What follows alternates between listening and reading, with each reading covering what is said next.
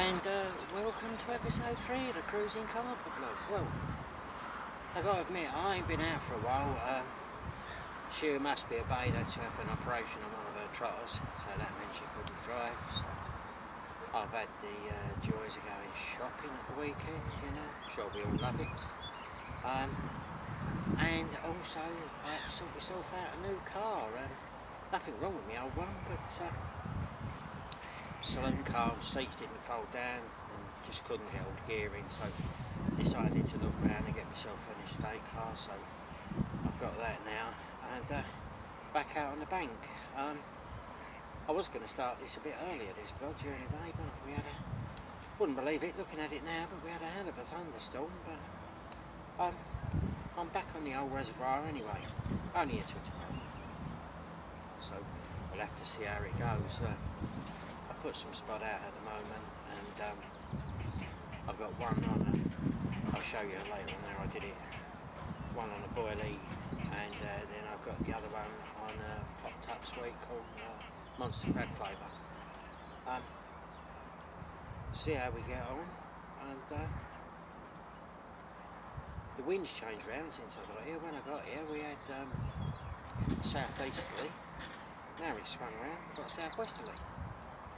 And I've looked at the weather, and apparently that's how it's going to stay. Not a strong wind, it's only a breeze. It's about 11 kilometres an hour with a 8 kilometres an hour gust, so nothing to worry about. It's quite refreshing actually, because it is quite warm and muggy. But, so we're on 2 rods. We've got where we're fishing. It's like a silkweed on the bottom here. Almost like hair, you know, stuff on it, very deep green. But it seems to be, no matter where you go on this reservoir, you get about between 8 and 9 rod lengths out, and you're past it. It's almost like it's got a skirt of this weed around it. So what I've done, I've actually got my leads. What I've done, I've cast out, dragged back till I come to the edge of the weed with the lead. I've only got a short hook link on any rigs. I've only got like sort of 7-8 inch hook links on them. And I've actually pulled the leads over back into the weed, and then the rigs are obviously just sitting off in the clay. Clipped up as usual. Measured it off, and it comes to 8 rod lengths, and it's quite deep, it's about 18 foot out there.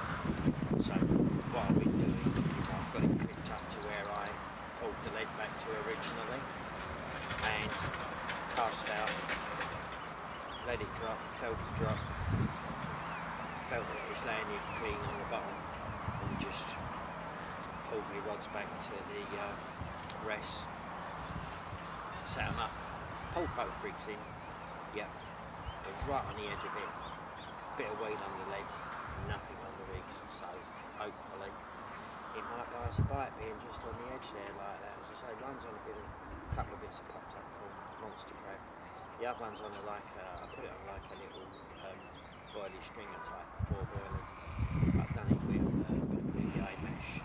I'll show you later on when I change it over, and we'll see how it goes. As soon as anything to report, I shall let you know. Right, well, I'll show you where I'm fishing.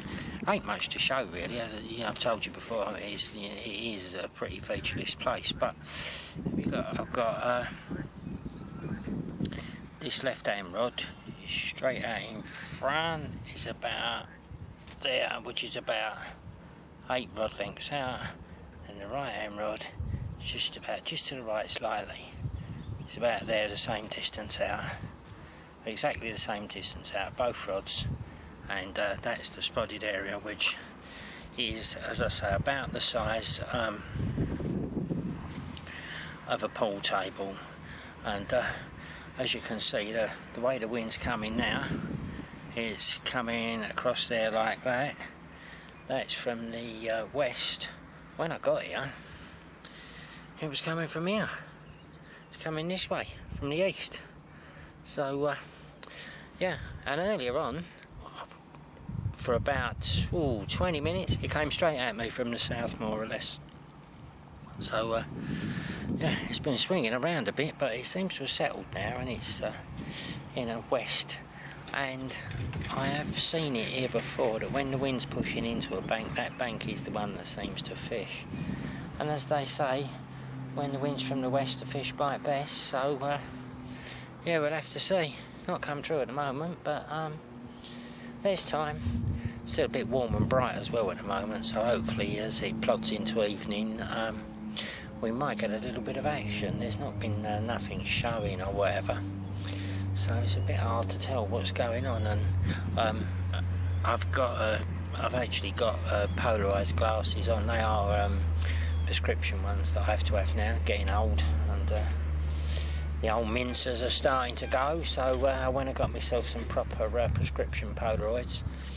And you know, I've not seen any cruising near the top or whatever, so what they're doing about, mainly there's the old ducks are about, and that's about it. But we'll see, there's plenty of time yet, and it's a nice day anyway, isn't it? You know, I don't know about everybody else, but I always feel if you're just out here doing it, lovely day like this, what can be better, you know? You're away from everything, just here in the solitude. There's only about 6 people here, so it's nice and quiet and pleasant.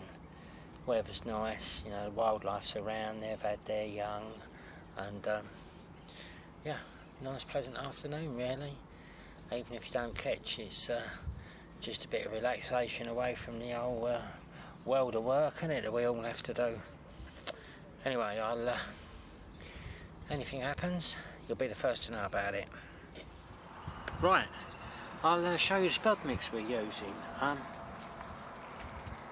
One I made up myself. Now, if you look, you can see like there's chickpeas, we've got tares, hemp, sweet corn, maize, chopped boilie, whole boilie, and what I've also put in there is I got a tin of sardines from the old pound shop, quite a big tin. They were in brine, so what I've done, I tipped them into the liquidizer with the brine, and I chucked a bit of veggie oil in there and all, because obviously I need a bit of a carrier with them, you know, and then I liquidised them, and well, I've got to admit, they didn't smell too choice once they were liquidised. Looked like a bit of one of them, you know, that programme I'm a Celebrity, Get Me Out of Here, when they give them drinks and that in the jungle. Well, it just looked like one of those, a thick shake, and it was pretty revolting smelling.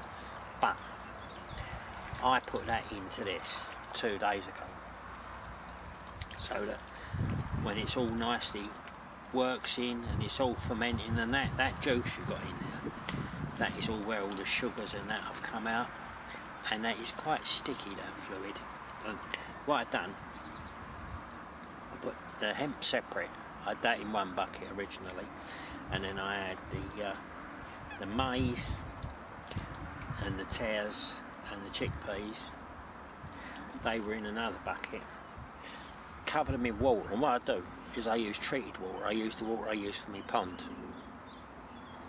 So it takes all the nasty minerals out that the water companies put in to sterilise it, and so it's safe for the fish, and also of course you don't get the smell of chlorine or any rubbish like that. And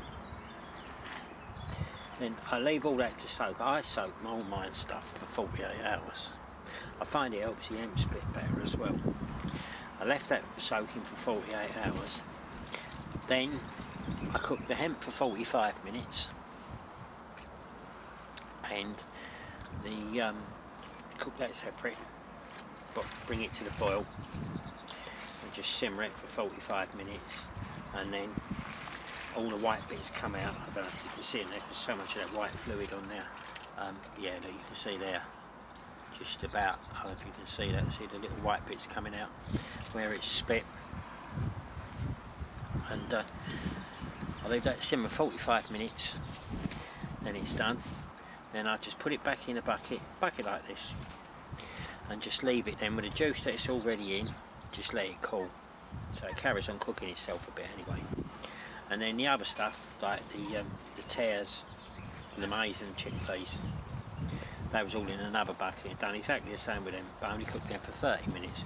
And you'll see, you put quite a lot of water in with them because they do suck the water up. And, oh, that's a lump of maize there, and it softens it off quite nicely.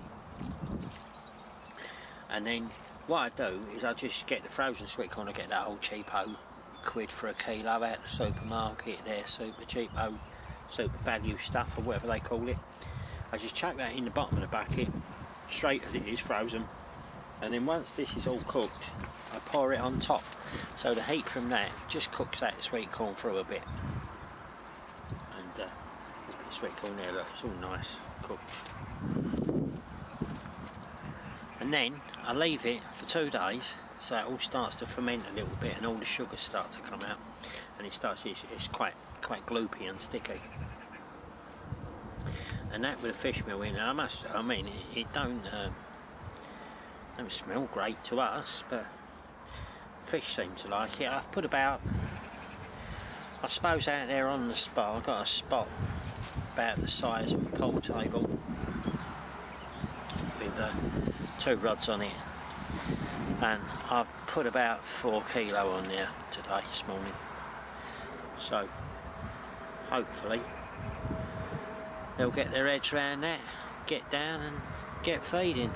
I'll put some more in tonight, but as you can see, and also what it does as well, it leaves a cloud in the water, so hopefully that attracts the fish towards the cloud, and you'll see like this really slicks up on the top. You get a lovely slick from it.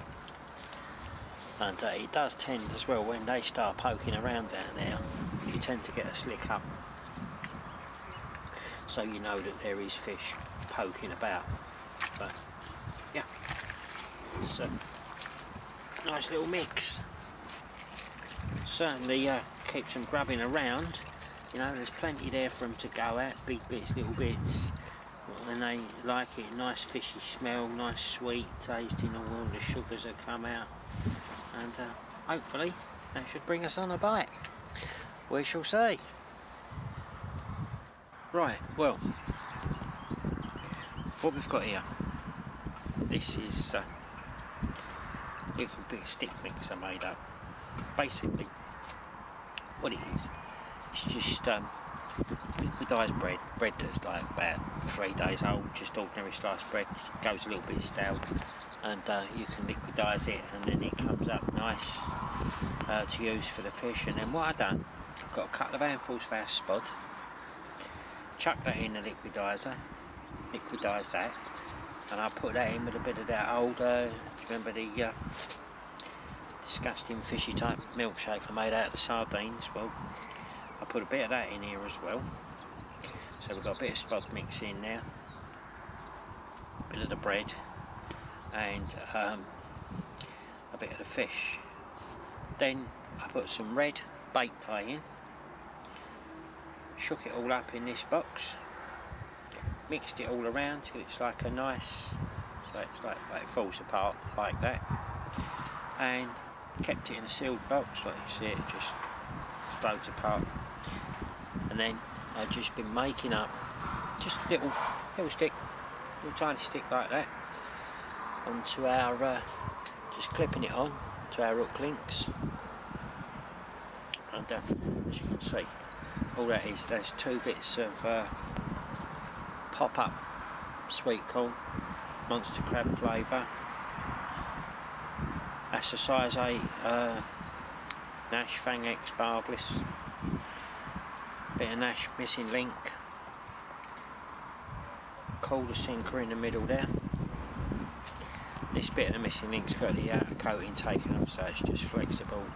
And that little shot there is just barely enough to sink that. It just about sinks it, drags it to the bottom very, very slowly. And what I've been doing, I'll show you in a minute, I'll just make one up. Been nicking the little stick onto there, just so that it just leaves a little bit of, got a little bit of red and yellow like that, a little bit of attraction, a little bit of flavour sitting around the bait, you know, just to make it nice. And also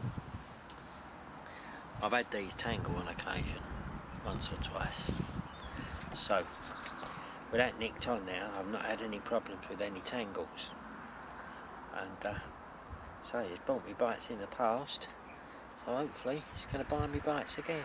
Just show you when the little sticks make one up.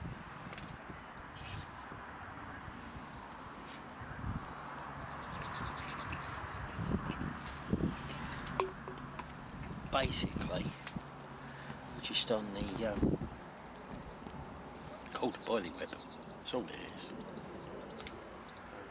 just a little tiny bit.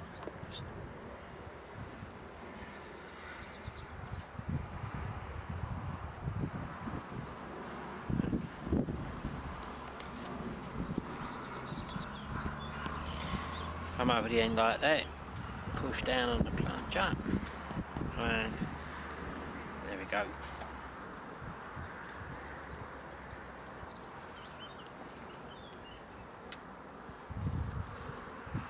Nice little stick. Tie her off.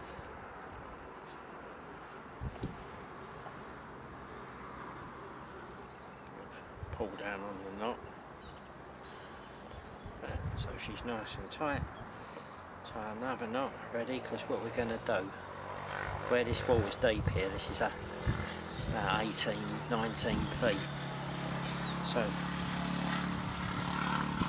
I've been basically wrapping it twice, so that gives it a good chance to sink before it all melts and comes apart, so it just leaves us with a little effect that we're looking for. Then back in there, push it back down with the plunger, out the bottom,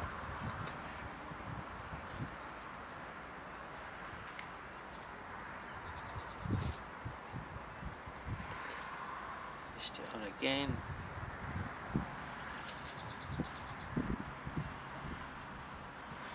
another knot, so that when they're ready to go with the next one.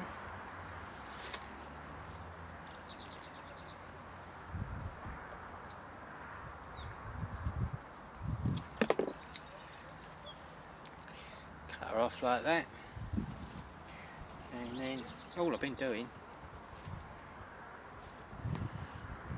is just nicking it on like that. So obviously gives a bit of weight at the bottom of the rig. I've been using it on a heli rig. Gives a bit of weight at the bottom of the rig, and then when it goes down, that falls on the floor. As it breaks away, it's just sitting above it like that, and hopefully buys us a bite. Just a bit more attraction. Nice bit of red and yellow, so it maybe catches the fish's eye. We'll see. So one there prepared now, ready to go. So when we're ready to recast, we're all ready. Well, getting on into the evening now.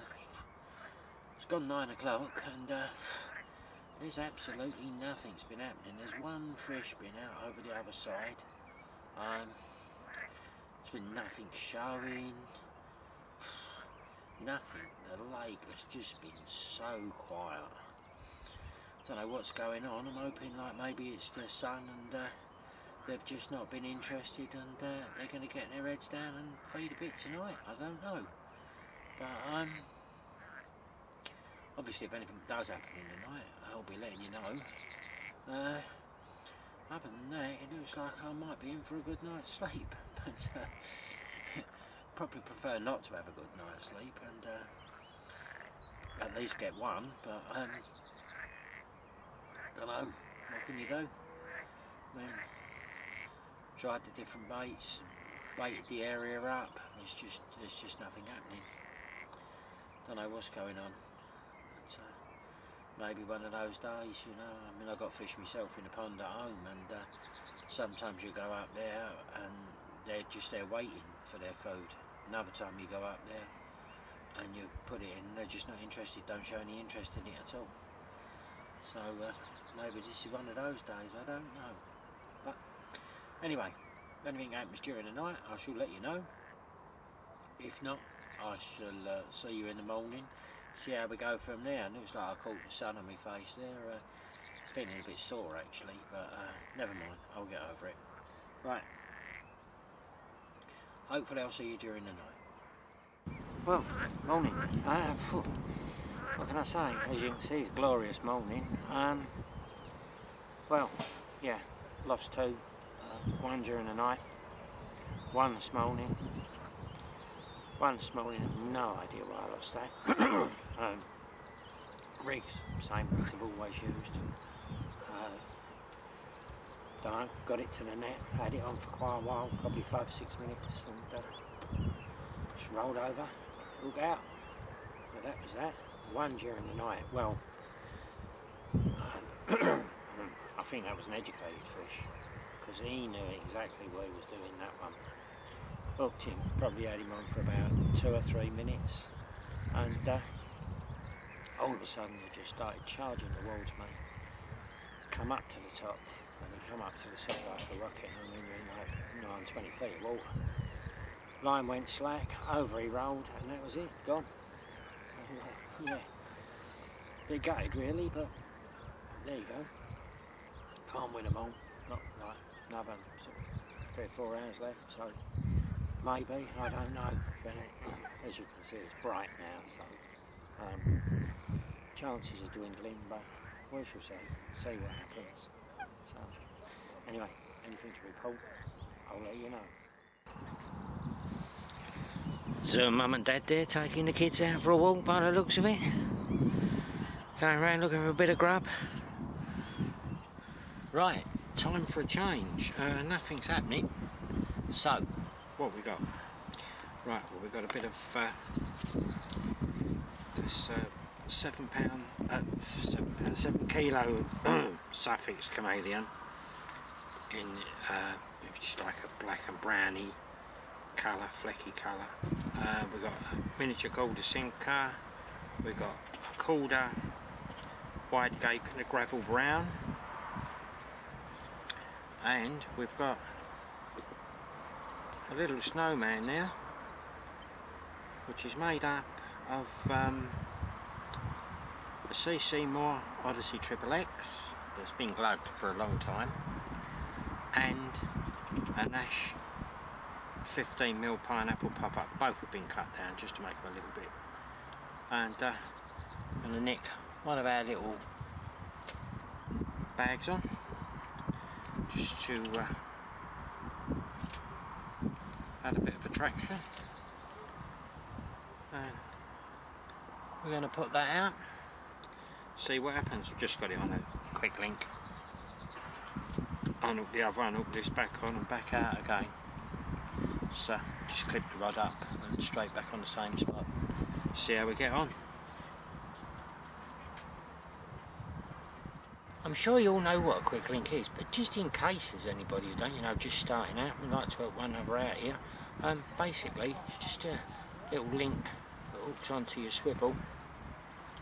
And this is a Nash one. There are various types, but I like this one. And the hook link just goes over there like that. I'm hoping you can see this.